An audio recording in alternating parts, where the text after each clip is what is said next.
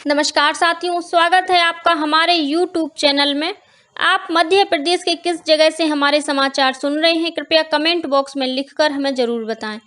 भोपाल से प्रस्तुत है मध्य प्रदेश के समाचारों के साथ मैं रजनी शुक्ला। पहले मुख्य समाचार।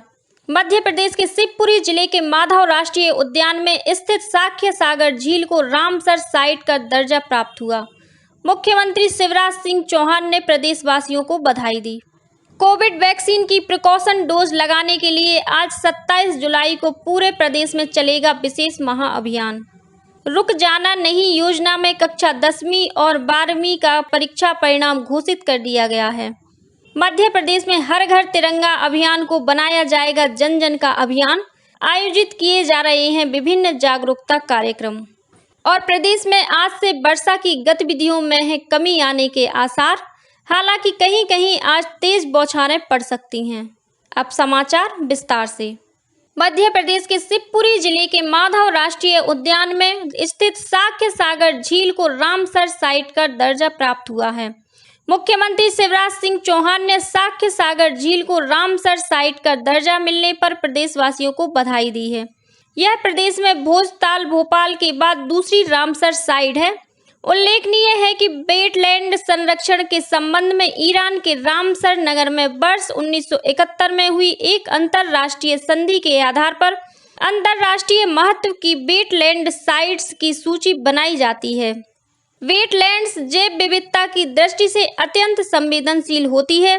प्रदेश के 3 वेटलैंड इंदौर के सिरपुर वेटलैंड और यशवंत सागर तथा साख्य सागर को रामसर साइट के रूप में घोषित करने के लिए भारत सरकार को प्रस्ताव भेजा गया था।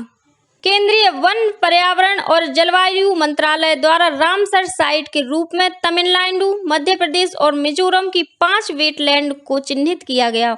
अब देश में रामसर साइट की संख्या 49 से बढ़कर 54 हो गई है।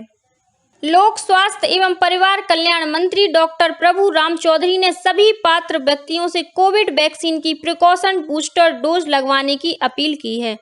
उन्होंने कहा कि प्रदेश में शुरू हुए महाअभियान से सभी पात्र नागरिकों को 30 सितंबर 2022 तक प्रिकॉशन डोज लगाने में सफलता प्राप्त करेंगे। कोविड वैक्सीन की प्रिकॉशन डोज लगाने के लिए 27 जुलाई को पूरे प्रदेश में विशेष महाअभियान संचालित होगा। 18 वर्ष से अधिक आयु के व्यक्ति जिन्होंने कोविड-19 वैक्सीन की दूसरी डोज के बाद 6 माह की अवधि पूर्ण कर ली है, वे सभी प्रिकॉशन डोज के लिए पात्र हैं। गृह मंत्री डॉक्टर नरोत्तम मिश्रा ने निशांक राठौर की मृत्यु की जांच के लिए रायसेन पुलिस अधीक्षक को एसआईटी गठित करने के निर्देश दिए हैं। गृह मंत्री डॉक्टर मिश्रा ने कहा कि बीटेक के छात्र निशांक की मृत्यु के मामले में सभी पहलुओं पर गौर किया जाकर विस्तृत विवेचना की जाएगी, जिससे मृत्यु के कारणों का खुलासा हो सके कि उनकी मृत्यु किस कारण और किन हालातों में हुई है। रुक जाना नहीं योजना में कक्षा 10वीं और 12वीं का परीक्षा परिणाम घोषित कर दिया गया है। माह जून 2022 में हुई परीक्षा के परीक्षार्थी राज्य मुक्त स्कूल शिक्षा बोर्ड की वेबसाइट और मोबाइल ऐप पर अनुक्रमांक के आधार पर परीक्षा परिणाम देख सकते हैं। ऐसे विद्यार्थी जो इस परीक्षा में सफल नहीं हो पाए हैं या ऐसे विद्यार्थी जो योजना के प्रथम अवसर में अपना पंजीयन नहीं करवा सके हैं, वे सभी विद्यार्थी दिसंबर 2022 में होने वाली रुक जाना नहीं की द्वितीय अवसर की परीक्षा के लिए ऑनलाइन आवेदन कर सकते हैं। जो विद्यार्थी माध्यमिक शिक्षा मंडल की पूरक परीक्षा में किसी कारण नहीं बैठ पाए थे, वे भी द्वितीय अवसर के लिए आवेदन कर सकते हैं।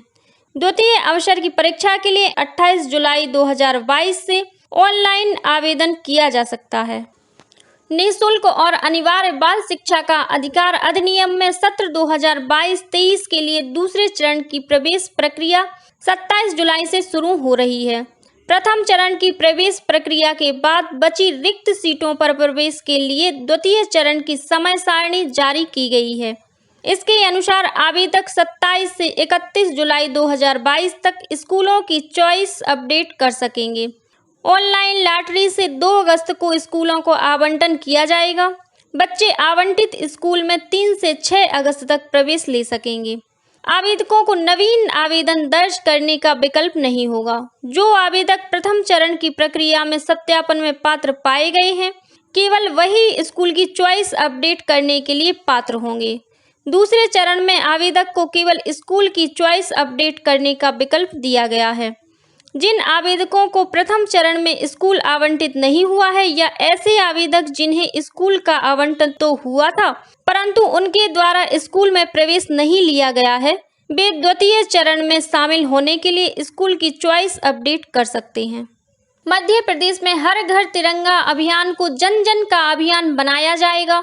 संस्कृति एवं पर्यटन मंत्री उषा ठाकुर ने बताया कि केंद्रीय संस्कृति मंत्रालय की वेबसाइट हरघरतिरंगा.com पर अपने घर, दुकान, संस्थान आदि की लोकेशन पर तिरंगा को पिन करने वाले हर व्यक्ति को संस्कृति मंत्रालय की तरफ से प्रमाण पत्र दिया जाएगा।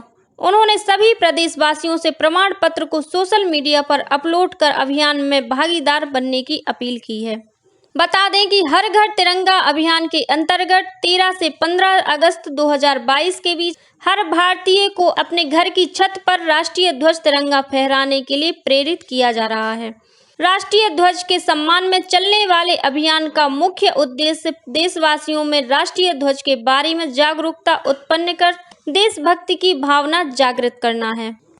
सरकार के हर घर झंडा अभियान के लिए इंदौर में बड़े पैमाने पर तैयारी चल रही है। इंदौर के शहरी और ग्रामीण क्षेत्र में महिलाओं के स्वयं सहायता समूहों की सदस्यों से राष्ट्रीय ध्वज तैयार करवाए जा रहे हैं। जिला प्रशासन और नगर निगम की योजना के अनुसार 30 जुलाई तक सभी झंडे तैयार कर लिए जाएंगे। इसके बाद 1 से 10 अगस्त के बीच झंडों का वितरण किया जाएगा। शहरी क्षेत्र में हर वार्ड सहित 250 स्थानों से और ग्रामीण क्षेत्र में हर ग्राम पंचायत मुख्यालय से झंडों का वितरण किया जाएगा। इसमें शासकीय कर्मचारियों के अलावा जनप्रतिनिधियों की भागीदारी भी ली जाएगी। गुना जिले की 421 ग्राम पंचायतों और 5 नगरीय निकायों में 3 लाख घरों पर 11 से लेकर 17 अगस्त तक लोग तिरंगा झंडा फहराएंगे। गरीब और बीपीएल कार्डधारियों व दिव्यांगों को घर पर राष्ट्रीय ध्वज निःशुल्क प्रदान किया जाएगा। बड़वानी जिले में भी अभियान की जागरूकता के लिए जिले भर में विविध आयोजन हो रहे हैं। स्कूल कॉलेज के विद्यार्थियों द्वारा जन जागरूकता फैलाई जा रही है। शहर के शासकीय स्कूलों के विद्यार्थियों द्वारा आकर्षक रैली भी निकाली गई।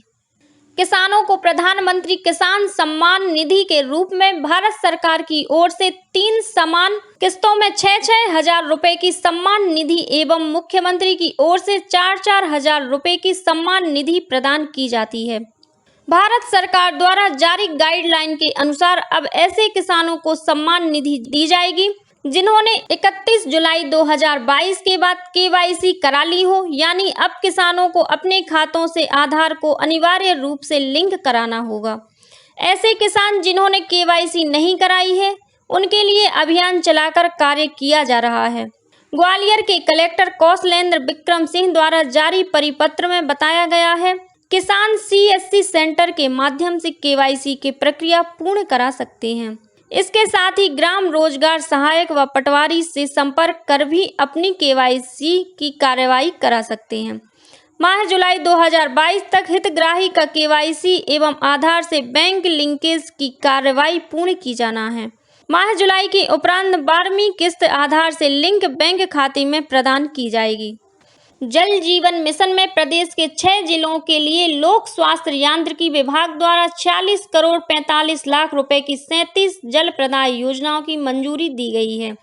इनमें धार, खरगोन, झाबुआ, बैतूल, नरसिंहपुर और कटनी जिले में ग्रामीण परिवारों को नल कनेक्शन से जल प्रदाय किए जाने के कार्य शामिल हैं। प्रदेश के ग्रामीण परिवार अपने घर में ही पेयजल की सुविधा का लाभ पाएं, इसके लिए मिशन में लगभग हर जिले में जल प्रदाय योजनाओं के कार्य जारी हैं। प्रदेश के 5400 ग्राम ऐसे हैं जहां 100% परिवारों को नल कनेक्शन से जलापूर्ति सुनिश्चित कर ली गई है। वहीं 35,000 से अधिक ग्रामों की जल प्रदाय योजनाओं के कार्य चल रहे हैं। राज्य शासन द्वारा प्रसिद्ध पेंच टाइगर रिजर्व के सीमावर्ती वन क्षेत्र को शामिल करते हुए नवीन कर्माझिरी अभयारण्य का गठन किया गया है। नवगठित कर्माझिरी अभयारण्य में सिवनी जिले के 1410 हेक्टेयर वन क्षेत्र को शामिल किया गया है। इसके गठन से टाइगर रिजर्व के प्रबंधन को मजबूती मिलेगी और शाकाहारी एवं मांसाहारी वन्य प्राणियों को अतिरिक्त रहवास स्थल उपलब्ध हो सकेगा। राज्य शासन ने एक और महत्वपूर्ण अधिसूचना जारी करते हुए शिवपुरी जिले के करेरा में 202 वर्ग किलोमीटर क्षेत्र में बने वन्य प्राणी अभयारण्य को समाप्त कर दिया है। इससे इस क्षेत्र की जनता की लंबे समय से चली आ रही मांग पूरी हो गई है। उल्लेखनीय है कि वर्तमान में प्रदेश में 24 अभयारण्य हैं। शिवपुरी के ककेरा अभयारण्य को डिनोटिफाई किया गया है। इस प्रकार कर्माझिरी अभयारण्य के गठन के बाद संख्या कुल 24 ही रहेगी। निमाड़ क्षेत्र का सबसे ऊंचा तिरंगा खरगोन में स्थापित होगा। कलेक्टर कुमार पुरुषोत्तम ने एसडीएम मिलिंद ढोके और नगरपालिका सीएमओ प्रियंका पटेल को किला परिसर में लगने वाले 101 फीट के तिरंगे वाले स्थान को एक बगीचे के रूप में विकसित करने के निर्देश भी दिए हैं।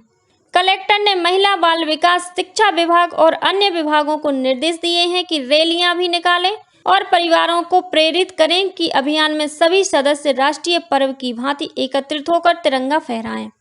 और अब पेश है मौसम का हाल। अलग अलग स्थानों पर सक्रिय 3 मौसम प्रणालियों के असर से प्रदेश के अधिकतर जिलों में रुक रुक कर वर्षा का सिलसिला जारी है। बुधवार तक मानसून ट्रफ के उत्तर भारत की तरफ खिसकने की संभावना है। इस वजह से वर्षा की गतिविधियों में कुछ कमी आने लगेगी। हालांकि वर्तमान में एक ट्रफ लाइन मध्य प्रदेश से होकर गुजर रही है। इस वजह से मिल रही नमी के कारण कहीं कहीं तेज बौछारें पड़ सकती हैं। विशेषकर बुधवार को अनूपपुर, शहडोल, डिंडोरी, बालाघाट, मंडला, सिवनी, विदिशा, रायसेन, भिंड, मुरैना, शिवपुरी जिलों में तेज बौछारें पड़ सकती हैं। भोपाल, इंदौर, जबलपुर में बादल बने रहेंगे। बीच बीच में धूप भी निकलने की संभावना है। इसी के साथ मध्य प्रदेश के समाचारों का ये बुलेटिन समाप्त हुआ। नमस्कार।